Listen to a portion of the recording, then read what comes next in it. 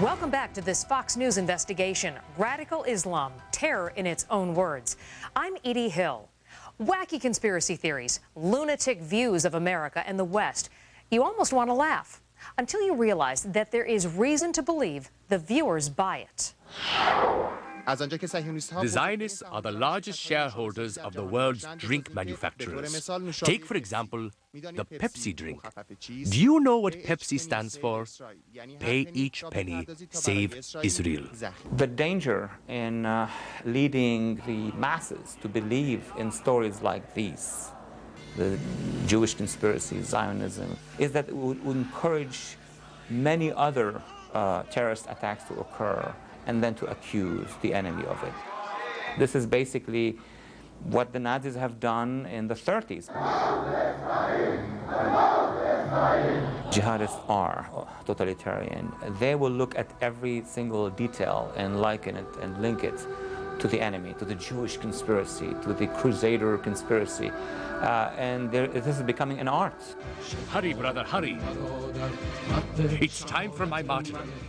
It's time for self-sacrifice. It's time to save the homeland.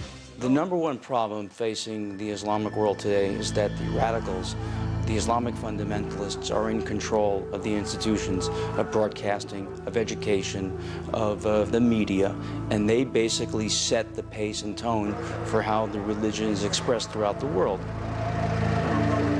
As we see, the Christians today are the ones who attack the word of Islam. It is not the word of Islam that is aggressive. What is really upsetting is the fact that some of these channels say that they are part of the national education system of prominent countries, including countries that are allies to the United States, like Egypt, Saudi Arabia. These propaganda videos, are they effective? The propaganda films are exceptionally effective. They helped radicalize the 9/11 hijackers. They were responsible for radicalizing the Toronto would-be bombers. The British bombers watched videos and used the internet to become radicalized. It is absolutely essential in the radicalization process. Which of these two goals is more beautiful? This goal? Or this goal?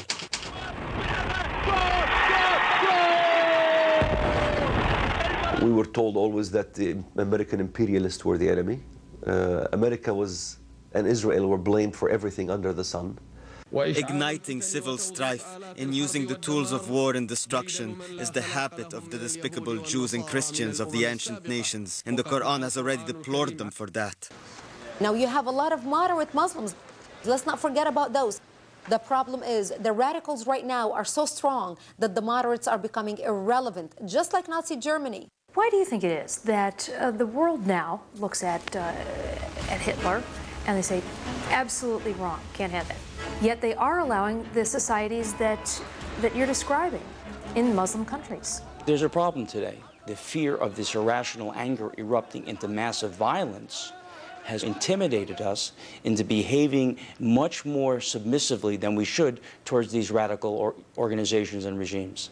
Angry Muslims attacked the Danish embassy in Beirut and caused trouble in other places as well, all over a political cartoon. Look how we reacted in the publication of the Danish cartoons. We cowered. We wouldn't publish them. We condemned the publication. This is a free speech issue.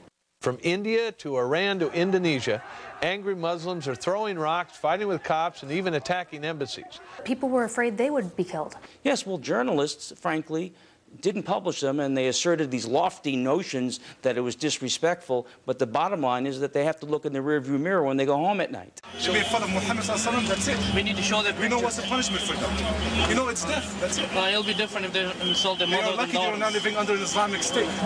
Their soul will be by their neck already.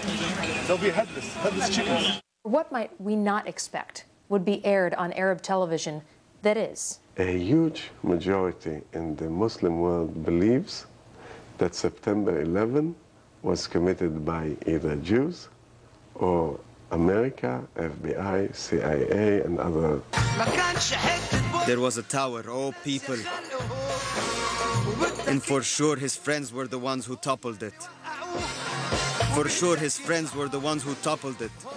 This after 5 years, with Osama bin Laden taking responsibility in videos in his own words, and yet the majority would tell you this was done by the Jews or by the Americans themselves. Why? The demonization of the enemy demands it.